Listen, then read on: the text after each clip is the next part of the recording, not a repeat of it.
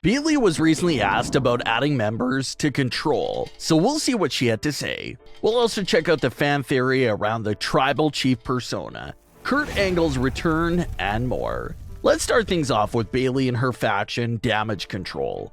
Damage Control made their debut at SummerSlam when Bayley surprisingly brought out both Dakota and Sky. The faction has added a lot of extra life and depth to the women's division on Raw. Dakota and Sky are expected to be the faces of the women's tag team division and carry it. And with the big rumors of Sasha and Naomi's return, as well as the women tag team division getting more care and attention, it'll be a great platform for the tag team of Dakota and Sky to display their talents on. And for their leader, Bayley, big things could potentially be on the way for her as well. Bayley just returned to in-ring action for the first time in well over a year, and appears to be targeting Bianca Belair and the Raw Women's title.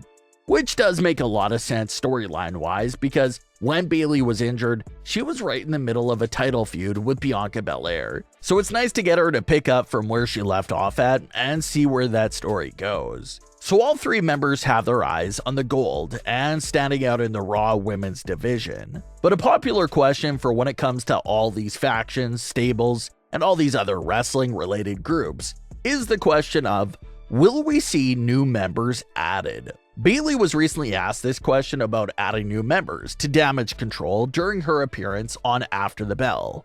She had this to say about that topic, quote, "You're just gonna have to wait and see. I mean, who knows? Anything's possible. Look at us in this group. You know, anything's possible." End quote. So Bayley's leaving the door open, and she's completely right. Her group is proof that anything is possible right now in WWE. Bayley's group consists of Dakota Kai, who was just released from WWE a few months back, and it consists of Sky, who many believed was ready to leave WWE and go back home. So the fact that they were even able to get these two women to return with Bayley is a good sign that anything is possible. So maybe if the timing and individual is right, Bayley and the rest of Damage Control will welcome them into the group with open arms. Kurt Angle made his return to WWE a few years ago, and it was very exciting because it was the first time that he was in a WWE ring in a very long time.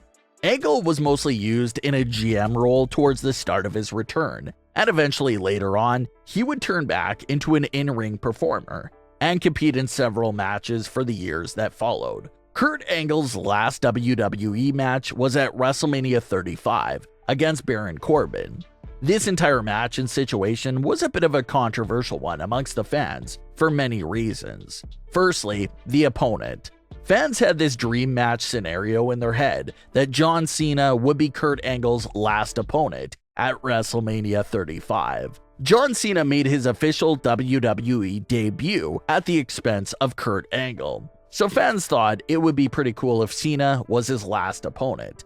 But that unfortunately couldn't get done, so it ended up being Baron Corbin. But then, another twist that really left fans confused, and that was the fact that Kurt Angle ended up losing his farewell match to Baron Corbin. Again, not something you usually see. Usually a big all-time great superstar like Kurt Angle will go out on top with a big win. So to see Kurt Angle lose his final match in WWE always left fans with a funny feeling. Kurt never did officially get back inside the WWE ring after that match, and would end up getting released from WWE in 2020. He also recently had double knee surgery. Kurt Angle said a few months ago that he doesn't want to cause any more issues for his knees, especially fresh off surgery. So he said that he was finished in the ring. But during a recent question and answer session, Kurt Angle is now saying that he may come out of retirement, but it will literally be for one last match. He had this to say about that topic, quote, "I've told so many reporters and people from the news that I was done, but there is a chance that I might end up coming back. I don't know when, but it'll probably be for one last match. I guess I'm putting it out there tonight. I don't want to do that until my knees get better, but I'm not gonna lie to you. I think about it all the time. I possibly could return. Yes." End quote. So Kurt Angle still doesn't know when or where this could take place, but he sounds like he wants to adjust that ending to his career with one final match. It'll be interesting to see what Kurt Angle ends up doing there with that massive possibility. WWE recently released a top 10 video onto their platforms about the top 10 tribal chief moments from Roman Reigns.